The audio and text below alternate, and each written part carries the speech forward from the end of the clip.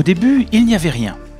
Ou plutôt si, il y avait la volonté de faire quelque chose avec les enfants, mais aussi avec les parents et les enseignants. Tout cela en partant d'une idée toute simple, montrer aux enfants et à leurs familles qu'ils sont plus créatifs qu'ils ne le pensent généralement. Cette idée, elle a germé dans la tête des enseignants, de la municipalité, avec le soutien des parents. Et bien avant que le MVE ne soit un lieu, il y a eu des expositions à travers la ville, comme en 2005 pour des oasis sur le chemin, dans les écoles, en plein air, dans les bâtiments publics et même chez les commerçants et les particuliers. Le bâtiment qui abrite le MVE depuis 2005 est une ancienne brasserie. Entre ces deux étapes, il s'est passé 1 an. Inauguré en février 2005, ce local abrite un atelier au rez-de-chaussée, une salle d'exposition au sous-sol et de quoi entreposer les travaux. Comme son nom l'indique, le musée vivant des enfants est destiné aux enfants. Mais les enfants ne travaillent pas seuls. Le MVE est surtout un lieu de rencontre avec les artistes qui interviennent auprès de jeunes lors de stages dédiés ou en milieu scolaire.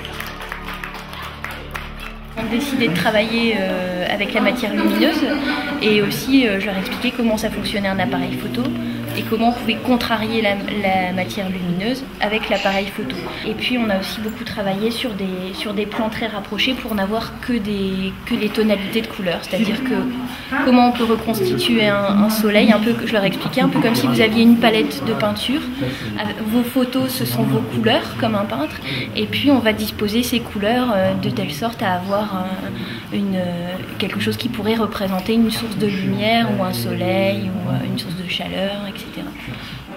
Donc avec les enfants, on a pris les différents personnages qui existaient, on les a mis, on a voulu faire une animation avec eux, et donc image par image, il fallait les bouger. On est parti de l'extérieur du musée vivant des enfants pour arriver jusqu'à l'intérieur. Ainsi qu'il a déjà été précisé, le musée vivant des enfants a commencé par exposer dans la ville lors des semaines culturelles annuelles pour des moments aux noms savoureux comme l'état de siège, contraintes et forcées, poissons de mai. Une fois le musée construit, il est naturellement devenu le cadre des manifestations annuelles. Mais comme les habitudes sont difficiles à perdre et qu'il n'y a jamais assez d'espace, le MVE continue à s'exporter à l'extérieur, comme ici, dans une des écoles de la commune. Le Jardin Fabuleux a été l'aboutissement d'une année de travail entre enfants, parents, artistes et enseignants. Parce que la finalité, c'était quand même, après avoir sensibilisé, après avoir essayé de développer l'imaginaire d'un jardin fabuleux, c'était de transformer la cour en un jardin fabuleux. Et donc nous, on a essayé aussi d'amener par l'art en fait, toute la notion d'imaginaire que peut véhiculer aussi l'idée d'un jardin fabuleux.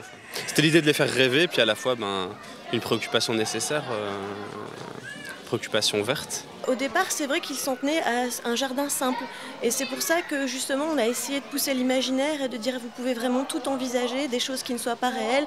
Le départ, ça a été vraiment d'ouvrir l'imaginaire et de sortir du réel, des habitudes et du quotidien. C'est vraiment très rare en fait, d'avoir autant d'écoute de la part de l'équipe enseignante, du directeur et même de la municipalité pour aller jusqu'à casser du bitume pour construire une cabane en saule, peindre sur le sol. Enfin.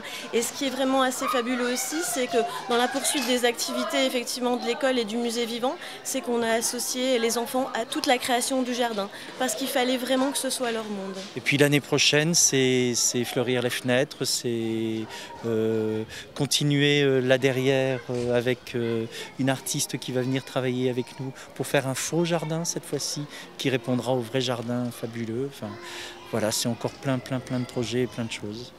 Un autre lieu, plus pérenne et plus vaste que les cours d'école, c'est le courant d'art, un projet devenu le quartier. Ces anciens ateliers de la Soginorpa sont régulièrement investis par le musée vivant des enfants. Ils abriteront prochainement le futur centre intercommunal des arts plastiques. Dédié à l'art, le quartier offrira tout naturellement un second lieu d'exposition au musée vivant des enfants. Les travaux de rénovation sont prévus courant 2012. Pour être complet, Citons les expériences de délocalisation du MVE lors du festival de Féron dans l'Avesnois, aux 50 ans des villages SOS à Sebourg, ou encore aux Turbulentes de Vieux-Condé, des expériences qui ont permis d'approcher un public différent.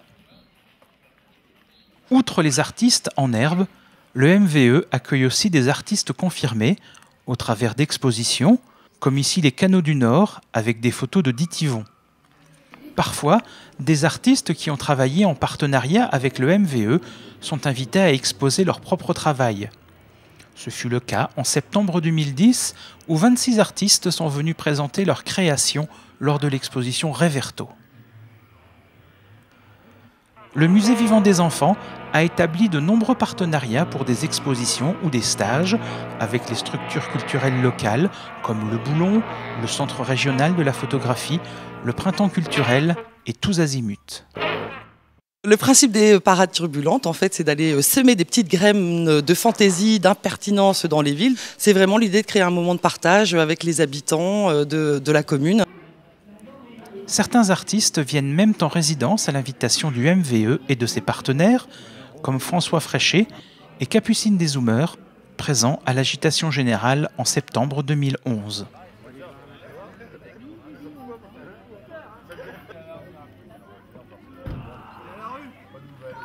L'agitation générale, parlons-en.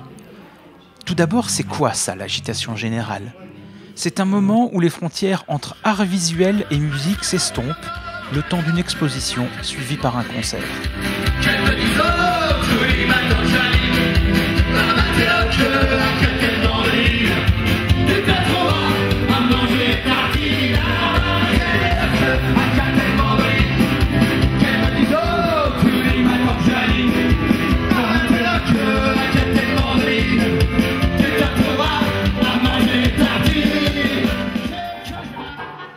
Depuis 2009, l'agitation générale est un des temps forts de la saison culturelle à Fresnes, fruit de la collaboration entre le Musée vivant des enfants et le service jeunesse de la ville.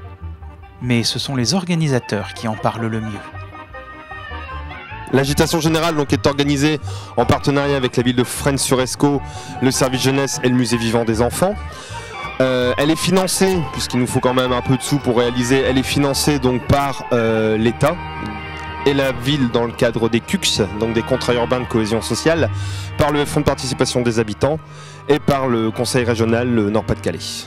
Agitation générale, pour moi, c'est une histoire qui est née d'une volonté partagée de différents acteurs de la ville de Fresnes, de mettre en place des choses pour agiter la ville et donner une réelle dimension à la politique culturelle que souhaite mener la ville de Fresnes. Nous avions ces bâtiments qui sont les anciens locaux de la Soginorpa, qui vont devenir bientôt le futur quartier, donc un lieu dédié à la pratique culturelle sur la ville de Fresnes.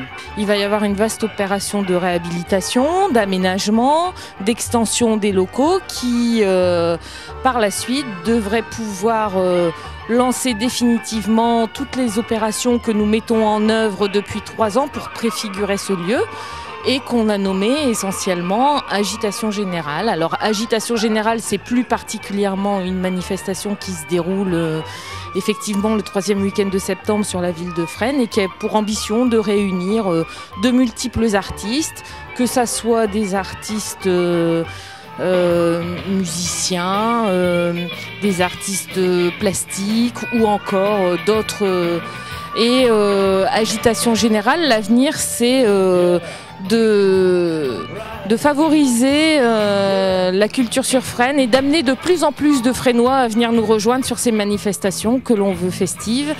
J'ai envie de dire le courant d'art sera connu parce qu'il aura fait ce qu'il faut pour être connu. Et donc c'est à cette institution qui n'existe pas encore de se constituer, de s'agiter et de s'agiter encore. Et plus elle s'agitera, plus elle sera connue.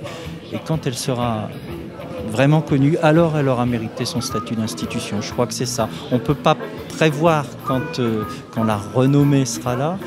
On ne va pas dire qu'on cherche la renommée, mais on va chercher l'agitation, ça c'est sûr. On va chercher l'agitation et on va s'agiter le plus possible. Sa petite voix brisée